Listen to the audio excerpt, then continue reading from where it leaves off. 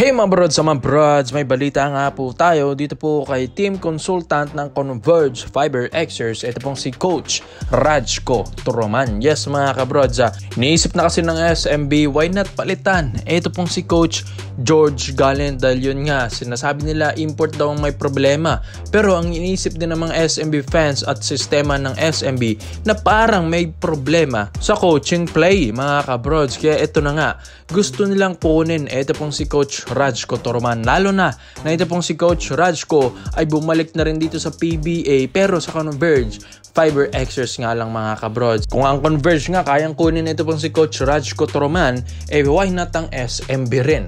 Alam nyo, isa rin sa mga dahilan kung bakit ang ganda ng sistema ngayon ng Converge, bakit gumagandang lineup ng Converge Fiber Xers, gumagandang sistema nila, gumaganda yung mga kalaro nila kahit mas malalakas pa yung team sa kanila mga brods at kung minsan tinatalo pa talaga nila. Well, isa sa mga dahilan dun dahil dito kay Coach Rajko Toroman, ang Serbian coach ng Gilas Pilipinas dati taong 2009 to 2011. Yung experience po nito ni Coach Rajko Toroman ay malawak na mga kabrods. Napagold nga ang Gilas Pilipinas taong 2011 sa Jakarta sa Southeast Asia Basketball Championship. Tapos napagold din niya yung Iran taong 2007 sa FIBA Asia Championship naman. Siya rin yung head coach dyan mga kabrods. Tapos nakapag-bronze din dati nung taong 1996 sa Turkey 22 and under sa European Championship nung hinawakan niya yung Yugoslavia. So mga kabrods, in short, yung European style na ito po ni Coach Rajko Toroman, syempre Serbian siya mga kabrods,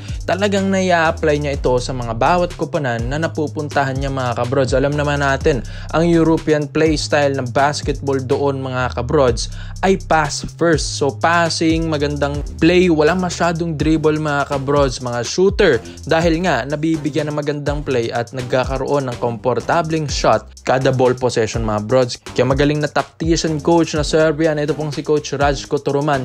Kaya ito biglang kinuha ng Converge Fiber Xers at ngayon patuloy pa rin ang improvement ng Converge dahil din sa kanya. So ito na nga SMB, gusto nilang kunin ito pong si Coach Rajko Toroman. Alam naman natin si Coach Rajko ay malapit na rin ito sa mga SMC management, lalong-lalo na ay kaibigan din niya ito pong sina Boss Al, sina Coach Tim Cone, sina Mark Baroka, mga best friend niya mga kabrods. Kaya mabilis lang kung gugustuhin talaga ng SMC Corporation or Beermen na kunin ito pong si Coach Rajko ay magagawa nito ng paraan kahit naman ay may kontrata ito sa Converge Fiber Xers. Siguro syempre mga brods, business is business lang yan. So syempre siguro nga tataasan ng Beermen ang offer nila para mapalipat nila ito pong si Coach Rajko. Alam natin na team consultant na siya doon sa Converge, mataas-taas ang posisyon na yan kaysa sa head coach. Pero kaya pa naman ni Coach Rajko na humawak ng isang kupunan, lalong-lalo na ay malaki ang respeto niya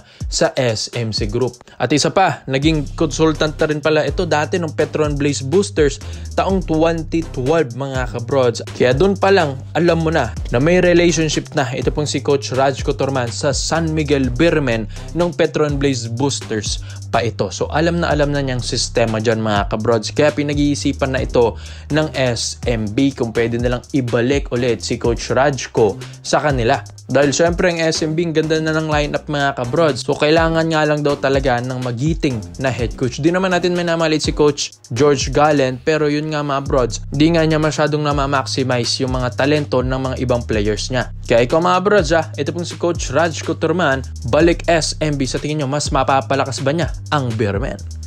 So dito naman po tayo sa kabilang balita naman natin mga kabrods. Ayun din kasi sa mga reports natin ay bigla ang paglalaroin agad ng Ginebra.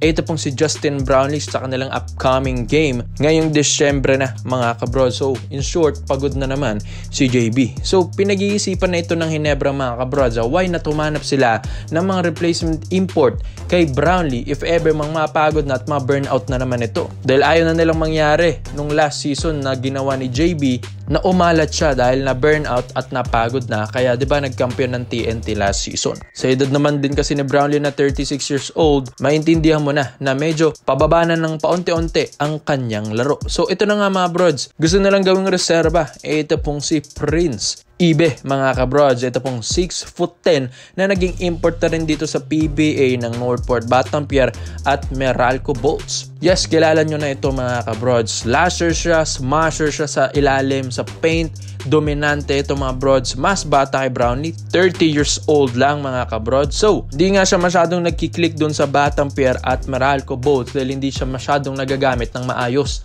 mga kabrods. While ito pong si Coach Tim Con, alam naman natin kung paano gumamit ng import yan. Talagang napapalakas niya ang import talaga mga kabrods. So, gusto nilang i-improve ang laro ni Prince Ibe mga brods dahil mas matangkad ito at mas halimaw kay JB sa ilalim. Yung shooting, medyo may pamiso-miso siya pero hindi siya ganun ka-shooter mga kabrods. Pero pag nabigyan mo na ito sa ilalim, lista mo na mga kabrods. 6'10" na import ito at kasalukuyang naglalaro pa sa Europe mga kabrods, sa Mexico, sa El Calor de Cancun, dun sa parang PBA nila na LNBP ang tawag na Liga Nacional de Baloncesto Profesional. So di naman ito kukunin dyan sa Mexico kung hindi malakas.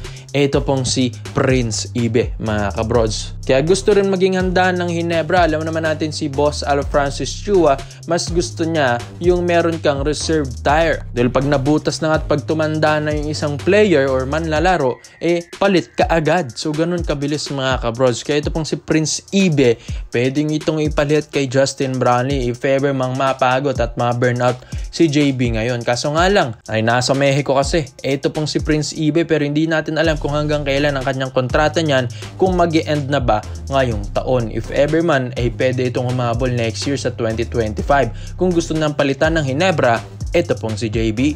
Isa rin sa maitutulong at malaking maitutulong na ito po ni Prince Ibe yung kanyang defensive play dahil naging defensive player of the year nga ito noong 2023 sa Valenzuela mga kabrods. Super Liga Professional de Baloncesto mga kabrods. Doon pa lang ay may potential na kayang bumuhat ng championship team. Ito pong si Prince Ibe dahil sabi nga nila, defense wins championship mga kabrods. At isa pa dito, sa height ng 6'10", mas malaking Brownlee na ito mga kabrods. So may ilang na lahat ng makakalabang locals na ito maski import dito sa PBA sa Commissioner's Cup mga brods. Kaysa naman sa 6'7" na si Justin Brownlee na kaya pa nilang iskoran. Ito 6'10" ito mga brods, malaki-laki na ito. Kaya ngayon pinagmimitingan na ng Ginebra management kung pwede na ba talaga nilang ipalit si JB. Kung kaya, why not ituloy nila the rest of the season na si Brownlee magiging stable import na nila mga kabrods. Pero kung hindi, why not subukan nila ito pong si Prince Ibe dahil may contact naman na dahil nag-Meralco Bolts pa nga ito, diba? Kamakailan lang. Kaya malalaman mga brods at obserbahan ito ng Ginebra si Brownlee para nga mapalitan ng mas malakas na Prince Ibe na 6'10" pa. Kaya komento mo lang opinion mo dito mga kabrods at isay natin yan. So salamat po sa panonood mga brods. This is Overrated Highlights. Yun lang. I'm out.